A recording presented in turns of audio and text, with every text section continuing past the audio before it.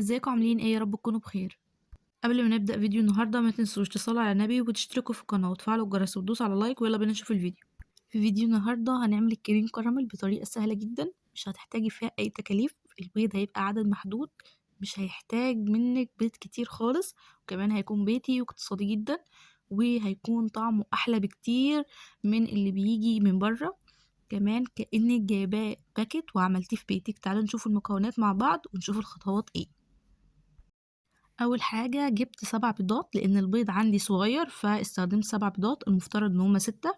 كمان كيلو لبن مقابل 4 كوبايات لبن، نص كوبايه سكر، وكمان 2 باكت فانيليا بمعادل معلقه صغيره مليانه فانيليا. ده للكريم كراميل. اما بقى للكراميل نفسه هحتاج نص كوبايه سكر وربع كوبايه ميه. هنشوف الخطوات مع بعض وهتبقى كويسة جدا جدا وناجحة قوي معاكم، بس ركزوا على الخطوات انها تكون بالظبط. اول حاجة هنعملها الكراميل، هنستخدم نص كوباية سكر معاها ربع كوباية مية في حلة ألمونيا أو طاسة ألمونيا، يفضل إنها تكون ألمونيا. هضيف نص كوباية سكر وأبدأ أقلب بالراحة خالص، أو هحرك الحلة أو الطاسة بالراحة خالص، وأول ما يبدأ يدوب هقلب بمعلقة خشب أو معلقة سيليكون. السكر داب وبقى بالشكل ده، هضيف ربع كوباية مية ومعلقة سيليكون وابدأ ان انا احرك فيه واحدة واحدة. هيدوب تماما ومش هيكون في اي تكتلات ولا حتى حباية سكر.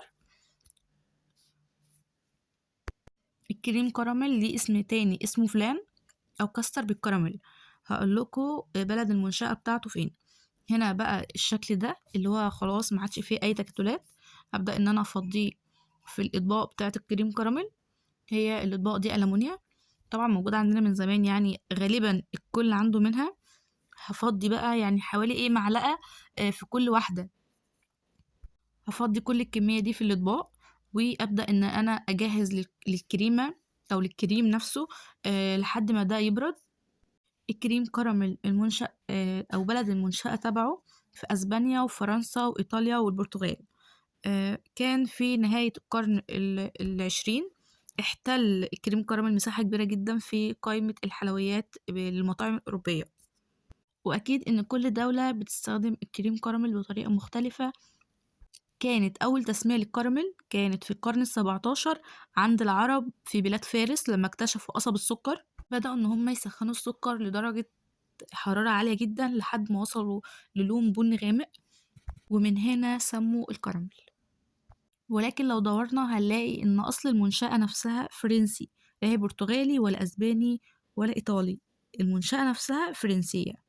خلينا نقول الأول إن احنا ضفنا البيض وبعد كده الفانيليا والسكر، وهنضرب كل ده في الخلاط، ونبدأ إن احنا نضيف اللبن تدريجيا عشان ما يكتلش. اللبن يكون دافي مش سخن جدا، لأن لو سخن فهيكتل معاكي في البيض، فهيكون دافي نوعا ما. وبعد كده نضيفه تدريجي. أهم خطوة إن احنا نضيفه بالتدريج، وبعد كده هنضرب كل ده في الخلاط.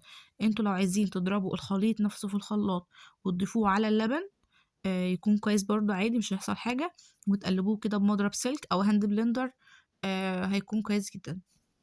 أغلبنا ما بيستغناش عن الكريم كراميل في أي مناسبة، فلو جربتي إن انت تعمليه في بيتك هتلاقي إن عدد أو تكلفة البيض نفس تكلفة الباكت اللي بيجي من بره، على عكس إن انت ضامنة الحاجة اللي انت عاملاها في بيتك ازاي. تاني أهم خطوة إن أنا أصفي الخليط ده كويس جدا، وأتأكد إن هو صافي تماما من أي كتل، من أي حاجة موجودة فيه. بعد كده الرغوة اللي على الوش دي هشيلها، ولكن ان انا هدي ده كله تقليبة كده بمضرب السلك الاول. هو المضرب ده اللي هو ضغط، فانا ما كنتش عارفة اعمله ضغط لانه حسيته ما بيتقلبش، فعملته كده بايدي كأنه مضرب سلك، وظبط معايا يعني ان هو اتقلب يعني خلاص انا عايزاه يتقلب. بعد كده كل الرغوة اللي على الوش دي انا هشيلها بمعلقة. الرغوة دي لو شلتها وحطيتها في حاجة لمدة 10 دقايق ربع ساعة، هتلاقي ان الرغوة عملت الخليط اللي احنا عاملينه حالا. ف يعني انا الرغوة اللي انا شلتها عملت لي حوالي طبق. فلو يفضل بدل ما ترميها او كده هتسيبيها ربع ساعة 10 دقايق، هتلاقيها صفت خالص وعملت لك الخليط اللي احنا عملناه ده. هاشيل بقى كل الرغوة دي وأعمل زي ما أنا قُلت لكم، سِبتها 10 دقايق أو ربع ساعة تقريبًا. المهم يعني إن الكهربا قطعت وأنا باصوّر، فده اللي أخّر معايا شوية. فأنا كام مرّة أعمل كريم كراميل وأسيبه كده حوالي 10 دقايق، ربع ساعة لحد ما ألاقيه صفى خالص وأعمل خليط تاني. فالمرّة دي سِبتها خالص لمّا الرغوة كلّها صفت تمامًا، ورجعت لقيتها عاملة خليط، عملت لي حوالي طبق، لإن الكهربا قطعت وده اللي مَد معايا في الوقت شوية. هابدأ بقى إن أنا أشيل كل الرغوة، وهنا كانت الكهربا قطعت. يعني الكهربا بتيجي في الوقت اللي أنا باصوّر فيه وتقطع، ما أعرفش كل فيديوهاتي كده. يعني كانت قاطعة أصلًا في وقت اللي هو قبل المغرب بنُص ساعة، المفروض الكهربا ما تقطعش فيه، بس هي تقريبًا كانت مستنياني أصوّر. هنا بقى هادّي له تقليبة كده وأتأكد إن ما فيش أي رغوة ولا في أي حاجة عشان أبدأ أوزّعه في الأطباق. جِبت الأطباق وزّعت فيها الخليط وأتأكد قبل ما أفضّي فيها الخليط ده إن الكراميل بارد تمامًا، عشان الكراميل لو سُخن فهيدوب في الخليط ده.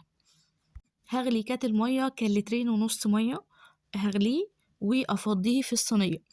وأنا بافضّيه في الصينية هاضيف عليه حوالي 3، 4 معالق خَل، ده هيحافظ على لون الصينية ولون الأطباق، إن هي ما تغيّرش اللون الأسود.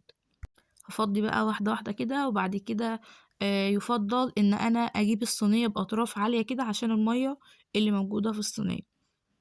هاضيف بقى الخل من حوالي 3، 4 معالق كده، وزي ما قُلت لكم هيحافظ على لون الصينية والأطباق.